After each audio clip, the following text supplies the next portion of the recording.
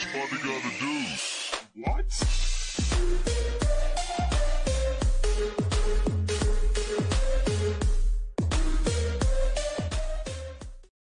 Welcome back. It's your boy Japanese Tutor, back at it again with another Stonewall Dutch, winning with the Stonewall Dutch.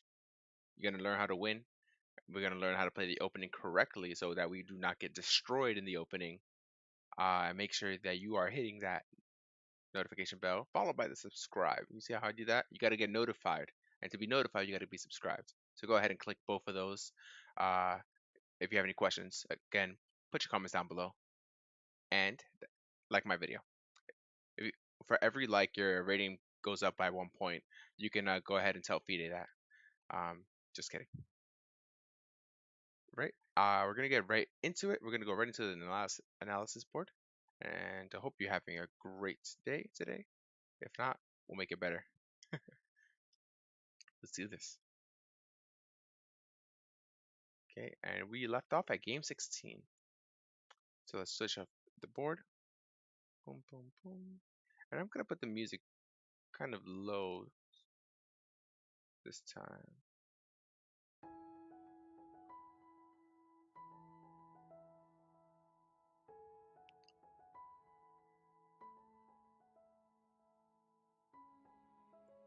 Alright. And switch the board around. Okay. So this is Blago Javek versus Potonik in tournament 2005. So d4, f5, g3, knight f6, bishop g2, d5, knight f3, e6, castles, bishop d6, c4, c6, queen c2. The main virtue of this move is that it is extremely flexible, and I know that we talked about this before. Remember that the main plan is to hit this square, which might be weak after captures, and hit this square as well with the queen. So really flexible thing, maybe after 95, or ideas like 95, or even these ideas. I remember where the knight goes to c3, a4, b2, d3, and then we put a knight here, or we play bishop f4. And then sometimes after we play b6, this square is weak and the f5 square is weak.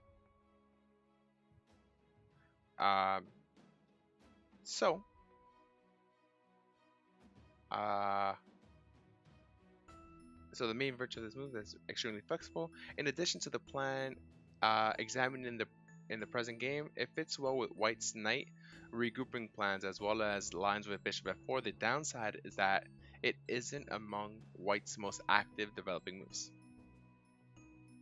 So castles. Now White was hoping for b6 because after knight c3, we're gonna plan rook b1 and b4, and it's very effective against an early b6. So we don't want to do that.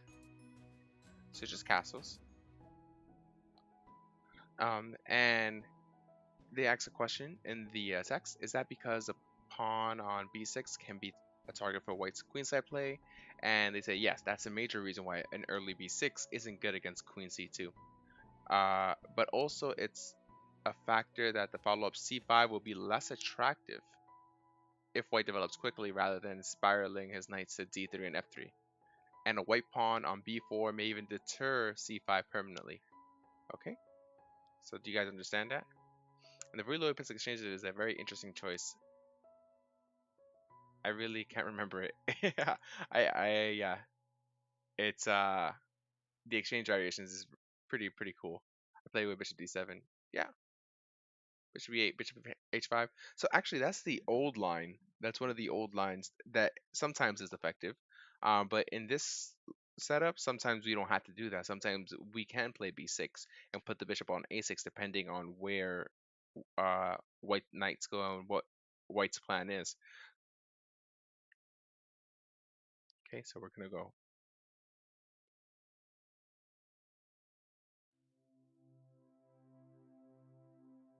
All right, so the next move is knight e4.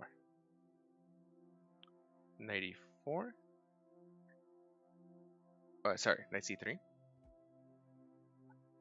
There you can also consider bishop f4 here, and b3 more or less forces queen e7, like in our old lines. But then after they play this, this is kind of weird, right? Because if we play queen e7 here, not allowing the bishop trade, now they don't. This queen just wasted a move. Sometimes the queen goes to c1, but if they play a4, then queen c2 looks funny anyways because we have a5, and then we have a target for our knight a6, knight b5 idea that we had previously.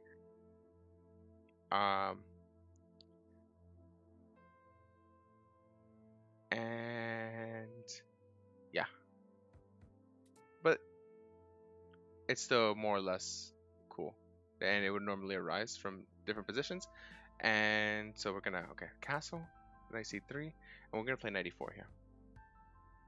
Queen e8 is also a good move here, and b6 looks wrong, but white must improve on rook b1. So let's not even consider b6 right now. Let's just stick with the main plans. I think that it's a little bit more solid. Rook b1. This is the modern interpretation of the knight development to c3. Rather than trying to redeploy the knight to d3, white makes the best of the active position it actually has got.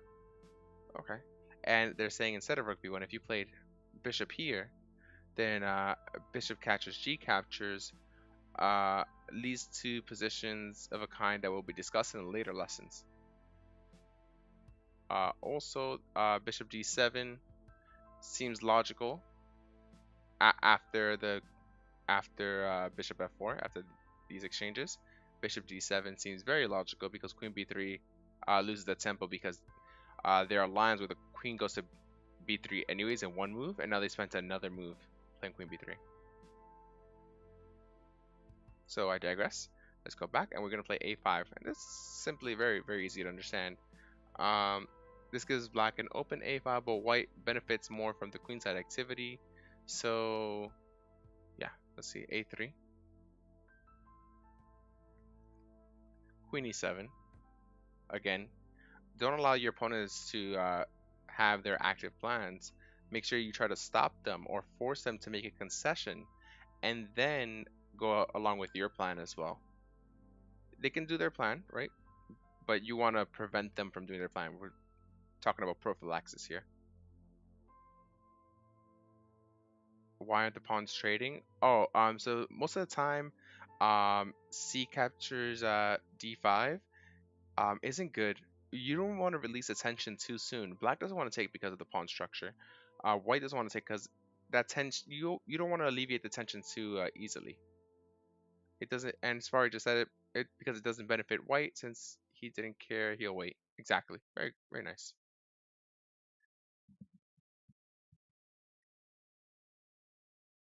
Thank you, Spire, for answering that. And then they play b4 here. Wow, brazen fella.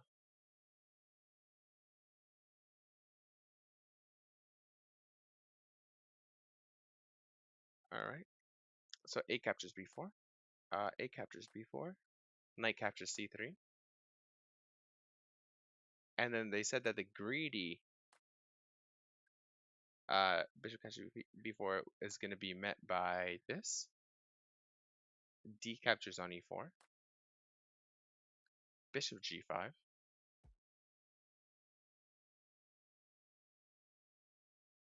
Queen d7.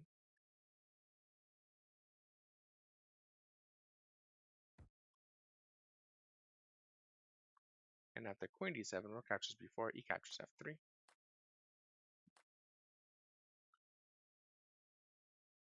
E captures f3, and queen d4, queen captures d4, gave white more than enough compensation for the pawn. After rook b to b1, knight d7, and this is another game that happened. So it looks like white's pieces are very active here, and you have the bishops. You have the two bishops. This bishop is still out of play. You know, you even have ideas like this sometimes. You you control pretty much every file. It looks very nice and very playable for white here. So I don't really like this move, dude. So let's agree with the text here. So knight c3 first. Knight captures c3. Definitely an improvement on bishop captures b4. But we'll return to this. We'll return to this. So queen captures c3, d captures c4, queen captures c4, rook a4.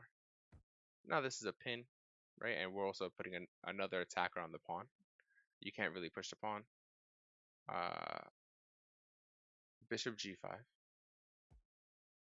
That move's kind of annoying. Queen c7.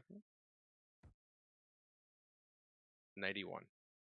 Knight e1 looks really good because now we can come here and we have our eyes on these two squares and also protecting here and here, which we might want to play bishop f4 later, trading off the bishops.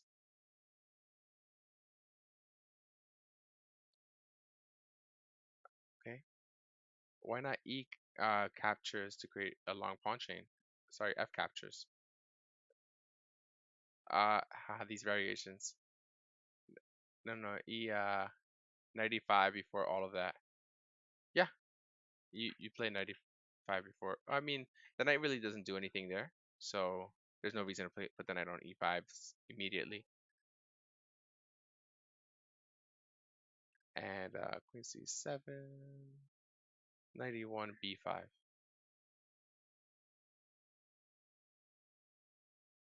b5. So this weakens the c pawn and the c5 square, and it should only be played if white achieves something concrete. Here, it forces a queen off of the a2 to g8 diagonal, right? Because can it go here? No, because we're gonna play here, right? So we're gonna win the pawn back. Right? Are we up a pawn? 1, 2, 3, 4, 5, 6. 1, 2, 3, 4, 5, 6. Right? So we'll win the pawn back. Can't play here. Can't play here. Can't play here. Right? So yeah, definitely does force it off. And it makes e5 impossible. Okay, here forces a2 and makes e5 impossible. Whether that justifies the weakening of the queen side isn't that easy to say. Okay, so queen c3. Okay, and then in the game they play queen a7. Black is tempted by activity on the a file, but we're very skeptical about this move. The consistent follow-up to black's 16th move can only be 17 h6 instead. So instead of that move, I think the most consistent is here. And they give a line where here bishop e3, then e5. And let's say they play like knight d3, then e4, c5, bishop captures c5. And it seems that white still has the better chances because queen, maybe, yeah, I don't know. It doesn't look too hot. But let's say queen a7, knight d3, knight d3 to control all the dark squares. Look at all the dark squares that the white knight controls. Look at that. Beautiful. It's a very good knight. d3, rook a3, queen c1. This and then he plays rook captures d3. I mean, okay, so the knight's very powerful here, but I don't know if it's worth a rook, right? Sometimes pieces like are doing very well and your pieces aren't, but like you're still down a bishop, right? This bishop has a very hard time developing. This knight has to remain protecting this, so it takes 2 tempi to develop the knight. So I don't know. Let's see what they say in the text. This doesn't quite work, but it is quite a good practical try. It seems that white should have great problems improving his position with his damaged pawn structure. When he still succeeds, it's mostly due to black's passive pieces, what I just talked about.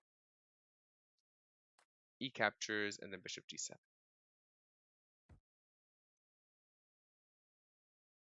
This stuff is too tough for me. um, don't look at move by move. Think about ideas. What we are trying to learn are the ideas first. Once we learn the ideas, then the opening pretty much becomes easy, and then it becomes easy for us to just like we know what to play. We don't even have to think. We just know the ideas. We know what to play. Like one of my coaches, he plays the Benoni, and he says I play the Benoni so much that I know what to do when my opponent plays a bad move. Like I just feel it, right? So we're trying to get the ideas ingrained in our head, so we don't even have to think about it. It's just like that looks weird. Why can't that be played? What's the actual plan for white? What's the actual plan for black? And what's the best move for me? Should I continue with my plan, or is white threatening something different, or is black threatening something different? So that's what we need to do. Not like hey move by move. It's more like idea by idea. The reason we're going through games is to kind of get the picture of the opening. End game and middle game stuff we're gonna go through in a different series. I already have the end game stuff. Hey, I was listening to you while you were streaming, but I have to go. Take care, Destroyer. Amazing having you here. Peace out, buddy. I don't know how strong your coach is, but this is probably losing for black. But again, we're not looking at the game by game. So we're not looking at all winning lines for black. We're looking, hey, these are plans where black has gone bad. Uh, raspberries. Thank you. Thank you for following. And we're looking at different ideas and see what's the best plan for black in positions. So I really like the book for doing that because not all the games are winning lines. I also want to see the losing lines. I would love to see that. So to give me an idea of what are bad plans and what I shouldn't go for, or how not to transpose in the opening that I'm going through. And that's the main idea of this course. I guess I'm stuck at playing the Stonewall Old School. Or you might take an idea or two. Like I post all the videos on YouTube. So if you haven't already, and I think you did, um, just go ahead and give me a subscribe. And I have I think this is the 10th lesson. I'm pretty sure it's the 10th.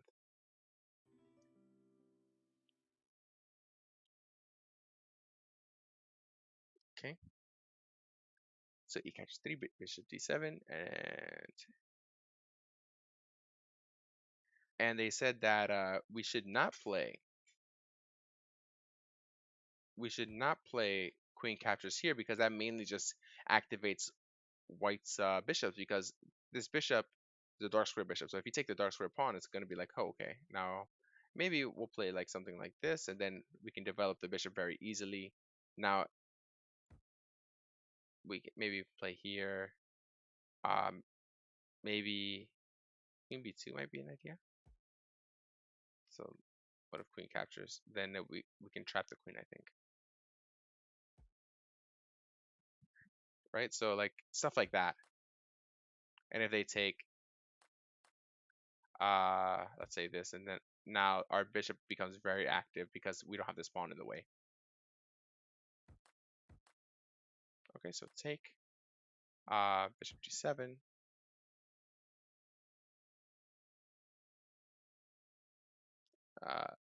Queen e3. Rook e8. And this is just to clamp down on this square as well. Bishop f4. Again, fortifying that square. Bishop f8, saying, hey, I don't want to trade. Rook f to c1. Targeting squares, doing a very good job. Thank you so much for subscribing, Henry. Much appreciated. I don't like watching offline though, no problem. And my coach, the one who plays the Benoni, he is 2700, I think. His name is Udasan. He used to be a world candidate, uh, world championship candidate. And Henry, thank you so much for subscribing. Welcome to the family. Uh, don't clip that. um, Rook FC1, knight A6, and rook capture C6. Ooh, Wow, that's tough. That's really nice. I like that. And the return material is probably the clearest way to take advantage of black's misplaced pieces. Yeah, I don't think black is doing too hot here. Bishop captures c6, bishop captures c6. Rook d8. Queen captures e6 check. Queen f7. Queen captures f7. King captures f7. Yeah.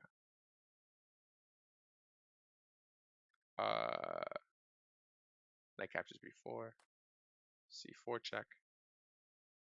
King g6. And I mean, we can pretty much see that it's over. But for the people who want to see a little bit more, knight d2, rook b8, d5, bishop d6, rook e1, king f7. The threat was to play here. So king f7, rook e6, and he resigned. Really, black has no good places to go, and we're gonna dominate him with this move as well. Let's say we play here. We have this very strong move. The bishop's protecting it. Maybe has to go somewhere, and it's just pretty much winning.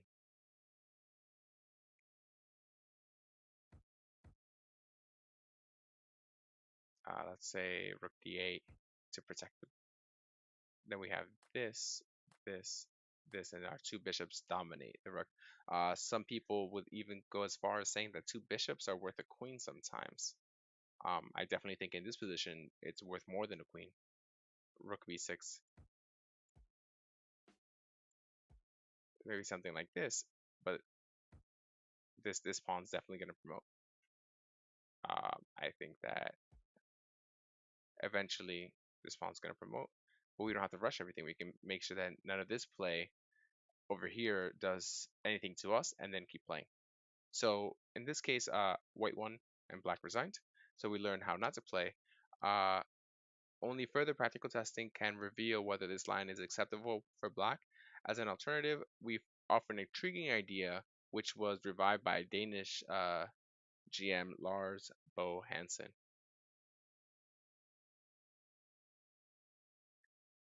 So this is the Danish team championship in 1997 and 1998.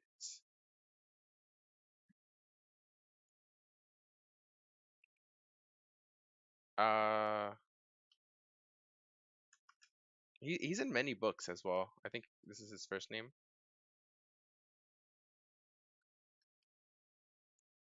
He's in a lot of books. His games are referenced a lot. I think he also was played against Kasparov and stuff. He's really strong player. Really nice guy as well. Okay.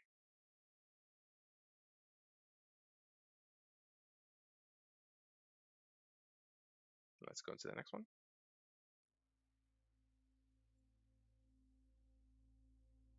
Bam.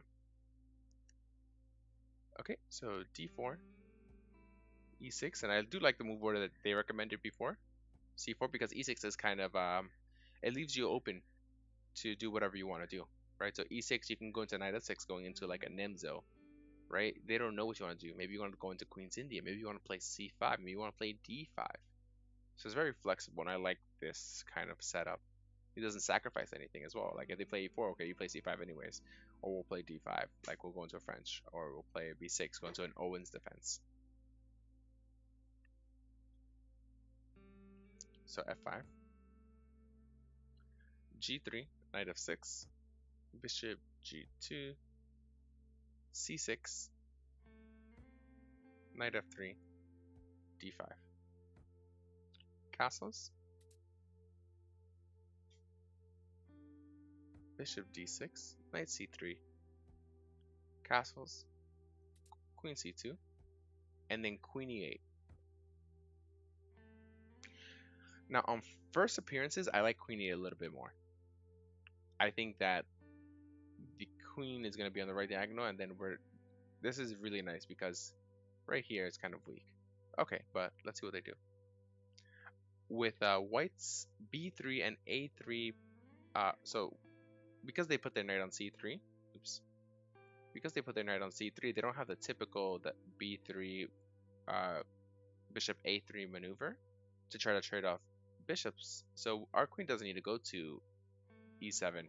So instead it goes to e8. And with both white's knight a long way from f4, this old-fashioned plan seems justified. Furthermore, there's a well-concealed point. Alright, so let's see. Rook b1, trying to play b4. Ooh, look at this, guys. b5. This is the new interpretation of black's apparently old-fashioned queen maneuver.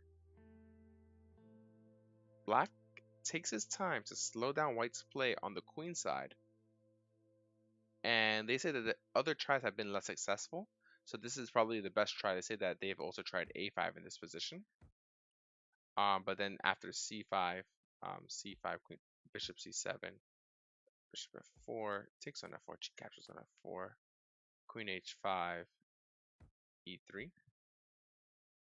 This is leads to a small edge for white.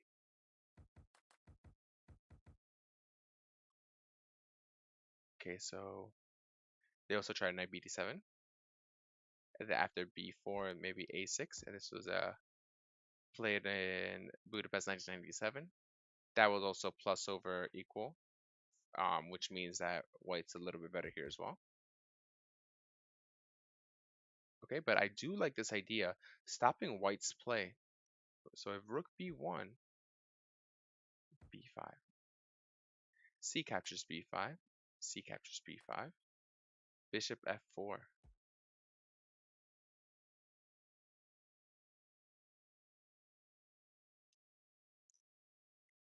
Bishop captures f4, g captures f4. Bishop d7. Now this bishop has some life because now it does something, at least. b4, a6. And now we can try to make use of our c file as well.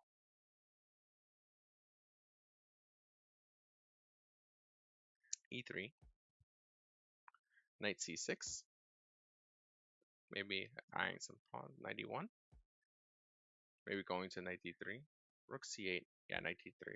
This square is very juicy for us. This position isn't easy to evaluate, as is so often the case. White's position is visually pleasing, but hard to improve. It's not all clear that he can make use of the c5 square. Granted, I mean, it does look like white has like the optimal setup, but I don't think that he can go further. Like, our bishop is obviously bad here, but it does a great job of protecting our weaknesses. So maybe this bad bishop is not so bad after all. Okay, so then knight e4, knight c5, and knight captures c5, and they say that a5 is also playable here. It's an interesting move. So they say that a5 here is playable. Maybe even knight e7 here is playable. I like maybe being a little bit more aggressive, but you know, let's see how they play it. It's all about a battle of ideas here. So d captures c5, queen e7.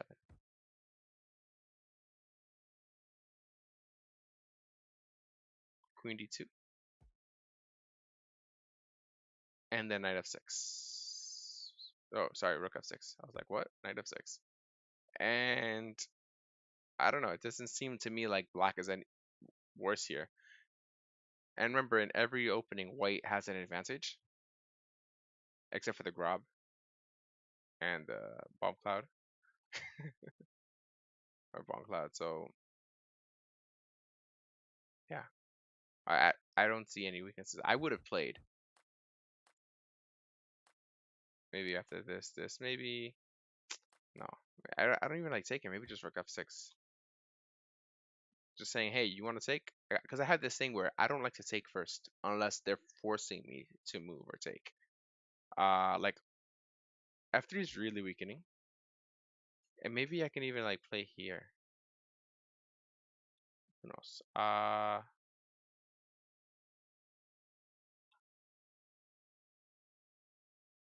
don't know.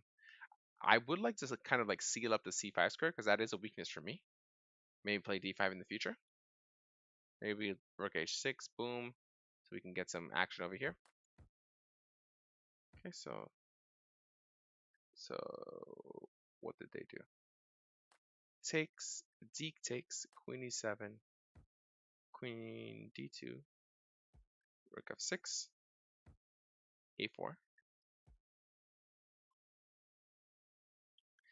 You'll check them out, no offense, but it's probably my fault. I don't know the name. After Queen E8, I've never played that move in this position before. Dutch is a giant puzzle. And we're trying to put the pieces together, right? That's all we're really trying to do.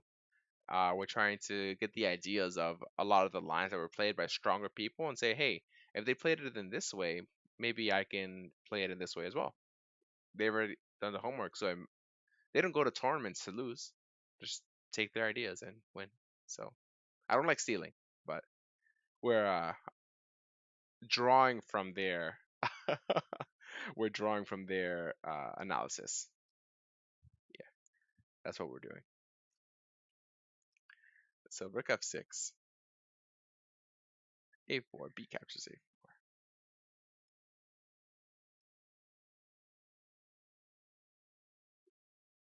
B captures A4. Knight captures A4. The score is kind of weak.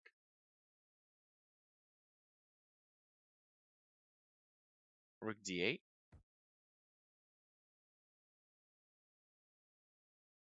Knight to C3. Okay, maybe he doesn't like that. Rook G6. Knight E2. And Knight A7. Maybe going here, maybe putting the bishop there so the bishop can finally have some life. And something just happened. That Italian guy just cheered 40 bits. That Italian guy just cheered 40 bits. That Italian guy just cheered 40 bits. And that Italian guy just cheered 40 bits. Thank you for all the bits.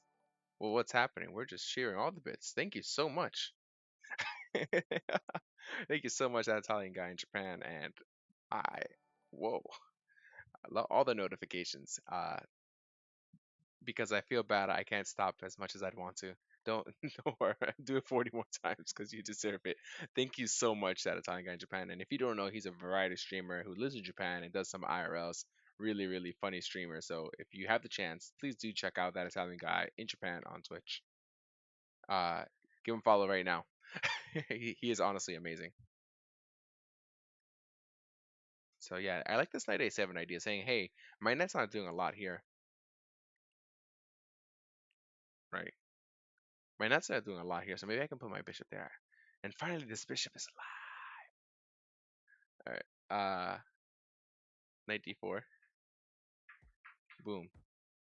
Perfect. Perfect place for our bishop. It's doing something now. Rook fd1.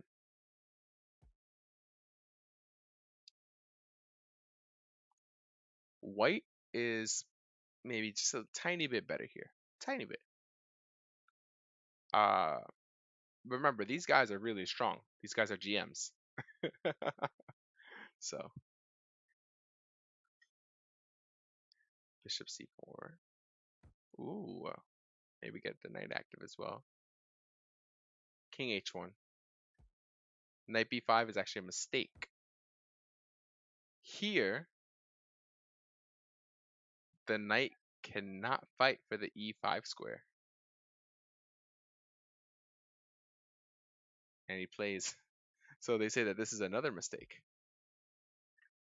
They say that the strongest move is probably just knight c6. and it's just a strategically one position, but they missed it. Remember, GMs are human too. Knight f3. Uh, Rook h6. Knight e5. Rook f8. Rook d to c1.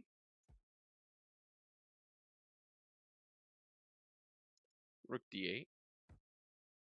Queen b2. And then rook to h4. This is a blunder in a bad position. However, after queen to h4 instead, into h4 instead, h3, and black has insufficient squares. And this all stemmed from this knight b5 move.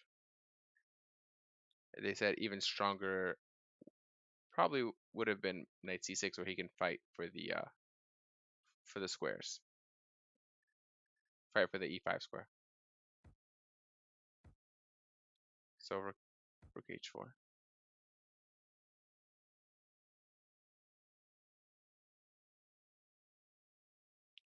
Knight c6. Now white is simply winning. Okay, well, again, we're not looking at the games how they ended, but how they were played. Okay, so here's a small summary. Let's go back to move 7.